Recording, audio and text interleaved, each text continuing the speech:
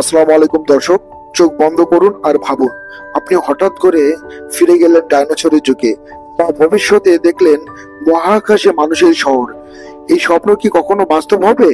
আজকে আমরা টাইম ট্রাভেলের রোমাঞ্চকর জগতে ডুব দেব। আমাদের হাতের ঘড়ি কি ভবিষ্যতে পিছনের দিকে ঘুরবে, নাকি চলমান সময়কে পিছনে ফেলে ভবিষ্যৎকে বর্তমানে নিয়ে আসবে? চলুন শুরু করা যাক। ধরুন, আমাদের সামনে এই একটি স্কেল রয়েছে এবং এখান থেকে শুরু করে শেষ পর্যন্ত একটি সময়। ধরুন আপনার অবস্থান মাঝখানে। এখন আপনি যদি পিছনের দিকে যান, তাহলে আপনি আপনার অতীতকে ভ্রমণ করলেন।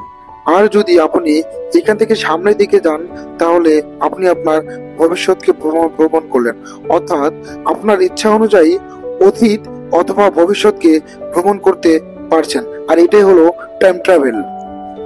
বিজ্ঞানী আইনস্টাইনের আপেক্ষিক তত্ত্ব বলে সময় স্থির নয়, যদি বা মহাকর্ষণ সময়কে বাঁকিয়ে দিতে পারে। যেমন কোনো বস্তু যত দ্রুত চলে, ততই তার সময় ধীর গতিতে চলে।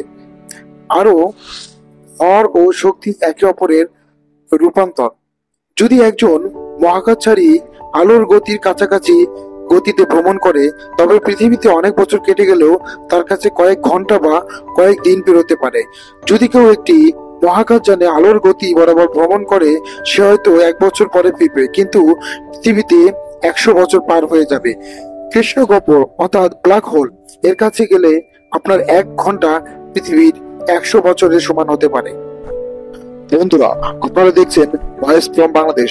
আমি সৌরভ আছি আপনাদের সাথে, আর আমি কথা বলছি টাইম ট্রাভেলস নিয়ে। যদি আমার ভিডিওটি ভালো লাগে, অবশ্যই চ্যানেলটিকে সাবস্ক্রাইব করবেন আর দেখতে থাকুন। বন্ধুরা, টাইম ট্রাভেলের সবচেয়ে মজার হলো প্যারাডক্স অর্থাৎ গ্র্যান্ডফাদার প্যারাডক্স। বিখ্যাত বিজ্ঞানী স্টিফেন হকিং টাইম ট্রাভেলের ব্যাপারে অনেক বছর গবেষণা করছেন। তিনি বলেছিলেন, ভবিষ্যতের ভ্রমণ আপেক্ষিকতা সম্ভব হলেও অতীতে ভ্রমণ করতে চাইলে সেটা খুব জটিল এবং এতে প্যারাডক্স সৃষ্টি হয়। ধরুন আপনি টাইম মেশিনে করে অতীতে গেলেন, গিয়ে আপনার দাদাকে তার যৌবনে মেরে ফেললেন। তখন তিনি বিয়ে করেনি, তাহলে আপনার বাবার জন্ম হয়নি, তাই আপনিও জন্ম নেই। কিন্তু আপনি যদি জন্মান, তাহলে আপনি অতীতে গিয়ে দাদাকে মারলেন কিভাবে? এটাই হলো গ্র্যান্ডফাদার প্যারাডক্স, সময় ভ্রমণের সবচেয়ে ভয়ঙ্কর প্রশ্ন। তাহলে প্রশ্ন হচ্ছে, টাইম ট্রাভেলস কি আসলে সম্ভব? টাইম ট্রাভেলস ভবিষ্যতে ট্রাভেল এজেন্ট সম্ভব হলেও অতীতে হয়তো না, যতক্ষণ না আমরা প্যারাডক্সের সমাধান পাই। আপনার মতামত জানান। আপনি অতীতে গেলে প্রথমে কি করতেন?